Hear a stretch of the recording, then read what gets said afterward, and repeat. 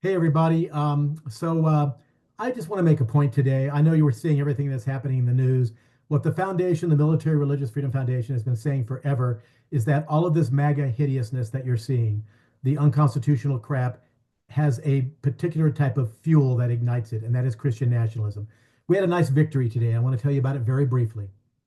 We are representing 36 members of the U.S. military. I cannot tell you what branch. I cannot tell you what installation it's at. 22 of them are Christians. The others are of the usual varieties because they were forced to go to a mandatory unit commanders gathering fairly recently, where the hand-picked speaker of the commander, who was an officer, made it clear that he didn't like diversity, equity, and inclusion. He loved the way that our commander-in-chief, Mr. Frump, was desecrating it, and that we don't need DEI. We don't need it in America, and we don't need it particularly in our military. And here's what he said to the many assembled military members, 36 of whom came to us for help. He said, we don't need diversity, equity, and inclusion. We just have to treat each other. Ask yourself the question, what would Jesus do? And if you don't believe that Jesus Christ is your personal Lord and Savior, as he is for me, and I hope he will be for you, then we all must admit that Jesus Christ was the world's greatest philosopher.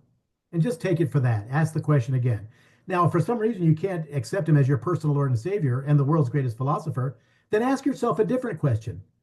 The question the officer speaker said, handpicked by the commander, is what would Satan do? And just do the opposite. As you might imagine, the military members felt about as violated as you can get.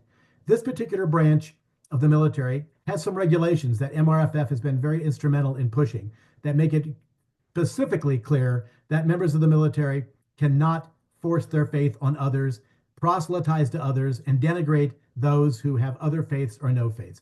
The bottom line is I was contacted. I reached out to this particular commander, and we were able to get this turned around. And this officer speaker, we learned very, very recently, is now being disciplined. We don't know the precise aspect of the discipline because there are federal regulations that protect privacy.